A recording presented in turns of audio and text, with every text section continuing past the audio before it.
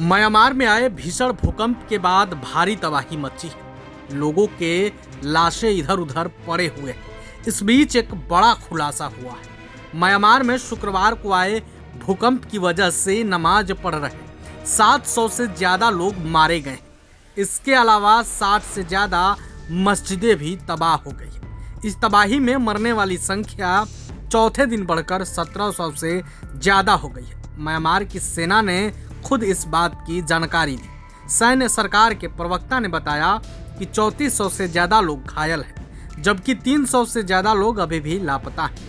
अभी यह पता नहीं चल पाया है कि मस्जिदों में मारे गए 1700 लोगों से अधिक लोगों की आधिकारिक संख्या में शामिल किया गया है या नहीं। म्यांमार और थाईलैंड में 7.7 तीव्रता का यह भूकंप 200 साल का सबसे बड़ा भूकंप था।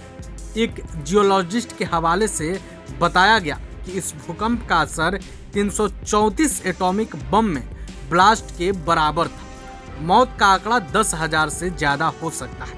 यूनाइटेड स्टेट जियोलॉजिस्ट सर्वे यानी USGS ने यह आशंका जताई है।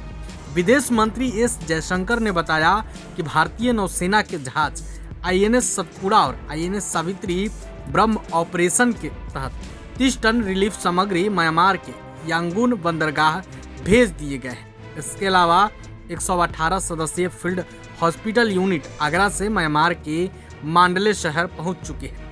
आपको बता दें कि सड़कों पर भीड़भाड़ और ट्रैफिक जाम की वजह से रेस्क्यू ऑपरेशन में मुश्किलें आ रही हैं। कई मेडिकल इक्विपमेंट जैसे ट्रामा किट, ब्लड बैंक, एनेथिट्स और जरूरी दवाओं के ट्रांसपोर्ट में बाधा हो रही है। यूरोपीय यूनियन ने इमरजेंसी सहायता के तौर पर $2.7 मिलियन की मदद म्यांमार को भेजी है।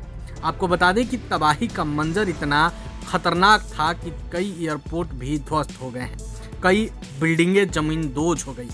म्यांमार में 2 दिन में 3 भूकंप आए।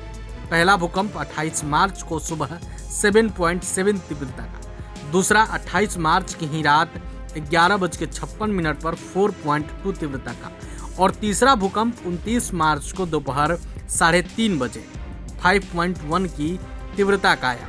म्यांमार में ऐतिहासिक शाही महल मांडे पैलेस के कुछ हिस्से क्षतिग्रस्त हो गए हैं। वहीं संगाई क्षेत्र के संगाई टाउनशिप में एक पुल भूकंप में पूरी तरीके से नष्ट हो गया है। भूकंप का झटका इतना तेज था कि ये झटका सिर्फ म्यांमार और थाईलैंड ही नहीं बल्कि चीन, वियतनाम और भारत में भी महसूस किए गए। मस्जिद में मारे गए लोगों की खबर वायरल होते ही मुस्लिम देशों में सदमे का माहौल है।